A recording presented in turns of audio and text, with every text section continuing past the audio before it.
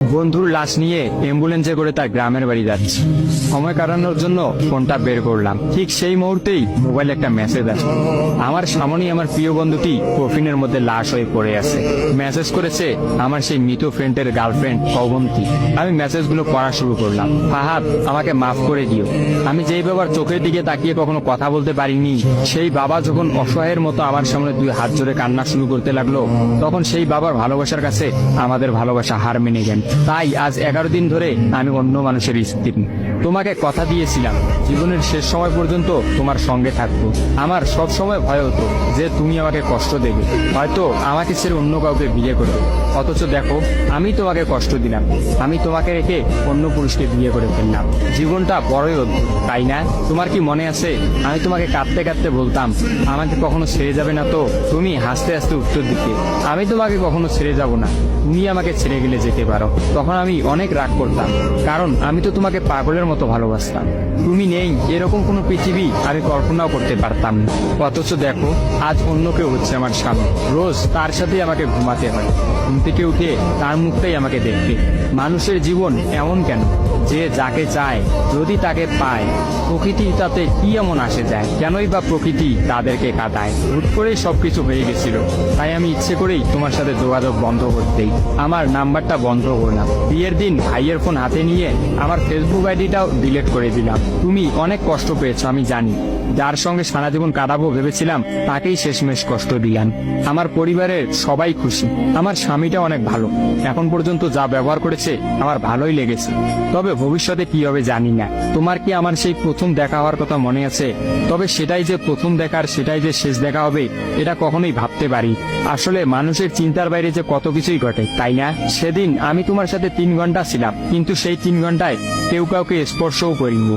কিন্তু তুমি যখন আমাকে তোমার রিক্সায় তুলে নিতে তোমার হাতটা বাড়িয়ে দিলে, তখন আমি তোমার হাতটা প্রথম স্পর্শ করেছিলাম। বিশ্বাস করো, সেদিন আমার কিছুতেই তোমার হাতটা ছাড়তে ইচ্ছা করছিল না। তোমার ঘরে আমার জন্য কিনে রাখা শাড়িগুলো নিশ্চয়ই এখনো আছে। আচ্ছা, আমি তো এখন আর তোমার নই, ওই শাড়িগুলোকে আমি পাবো? তোমার তো যখনই কোনো শাড়ি পছন্দ হতো তুমি কিনে রেখে দিতে, আমি বলতাম বিয়ের পর সবগুলো একসঙ্গে নেব।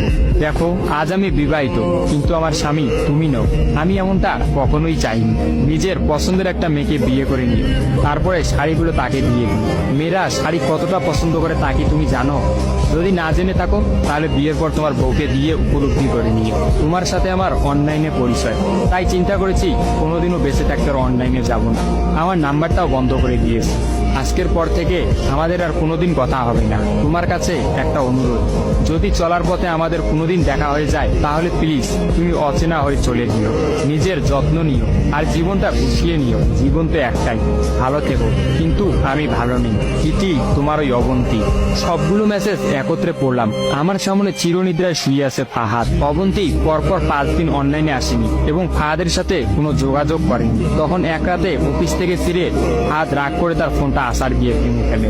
ভাঙা মোবাইল আর ঠিক করা হলো না। ফাহাদ তার সিমটা আমার ফোনে ইনস্টল করে। জরুরি কোনো কল এলেই একমাত্র ফাহাদকে দিতাম। আর ফাহাদ রাগ করে বলল, যতদিন না পর্যন্ত অবন্তী আমাকে SMS করে ততদিন পর্যন্ত আমি আর নতুন ফোন কিনবো না। মোবাইল ভাঙার 2 দিন পরেই ফাহাদের প্রচন্ড জ্বর আসে। একদিনের মধ্যেই ফাহাদকে হাসপাতালের মধ্যে ভর্তি করলাম। ডাক্তার পরীক্ষা নিরীক্ষা করে বলল ফাহাদের ডেঙ্গু জ্বর হয়েছে। তবে চিন্তার কোনো কারণ নেই। ডাক্তারের কথা বিশ্বাস করেছিলাম, কিন্তু ডাক্তার তো সবকিছুর খবর জানেন না। যিনি জানেন তিনি হচ্ছেন সৃষ্টিকর্তা। ফাহাদের হয়তো এই জ্বরকেই মৃত্যুর একটা ওসিলা বানিয়েছিলেন। যেই ডাক্তার বলেছিল চিন্তার কোনো কারণ নেই, আজ সকালে সেই ডাক্তারই ফাহাদকে মৃত ঘোষণা করলো। ফাহাদের আর জানা হলো না অবন্তীর কথা। আমিও অনেক ভেবে সিদ্ধান্ত নিলাম অবন্তীকে আর ফাহাদের মৃত্যুর খবরটা জানাবো না। অবন্তী যদি আর সত্যি অনলাইনে না আসে আর সেই পুরোনো সিমটা ইউজ না করে, তাহলে সে ফাহাদের মৃত্যুর খবর কখনোই জানতে পারবে না। কি বা লাভ এই সদ্য সংসার জীবন শুরু করা মেয়েটাকে কষ্ট দিয়ে? অথচ আমি ভাবলাম সে হয়তো ভাববে ফাহাদ অনেক ভালো আছে। কোনো একদিন শাড়ি পরতে গিয়ে হয়তো অবন্তী ফাহাদের কথা চিন্তা করে। সে হয়তো ভাববে ফাহাদের কিনা শাড়িগুলো হয়তো তার স্ত্রী পরে রোজ তার সামনে আসে, কিন্তু ফাহাদের সাদা কাফন পরে কবরে যাওয়ার ঘটনাটা না হয় তার অজানাই থাকে। আমি ফাহাদের নাম্বার থেকে অবন্তীর ফোনে একটা মেসেজ দিলাম, আমার জন্য ভেবো না, স্বামীর সাথে নিজেকে মানিয়ে নেওয়ার চেষ্টা করো। বিবাহ বন্ধন জীবনের সবচেয়ে বড় একটা বন্ধন। ভালো থেকো আর স্বামীকে ভালোবেসো। অবন্তী রিপ্লাই দিল, এত সহজে ক্ষমা করে দেওয়ার জন্য অনেক অনেক ধন্যবাদ, আর মেসেজ দিও না, বিদায়, চির বিদায়। আমিও মোবাইলটা পকেটে রাখলাম। অ্যাম্বুলেন্স ততক্ষণে ফাহাদের বাড়ির সামনে পৌঁছে গেছে। কফিনে রাখা ফাহাদের মৃতদেহটা নেওয়ার জন্য সবাই দাঁড়িয়ে আছে। আমি ফাহাদের কফিনটা স্পর্শ করে বিড়বিড় করে বললাম, তোর সঙ্গে আর কোনোদিন একই গাড়িতে চড়ে ভ্রমণ করা হবে না। আজ তোর আর আমার একসঙ্গে ভ্রমণের শেষ দিন। বিদায় বন্ধু, চির বিদায়।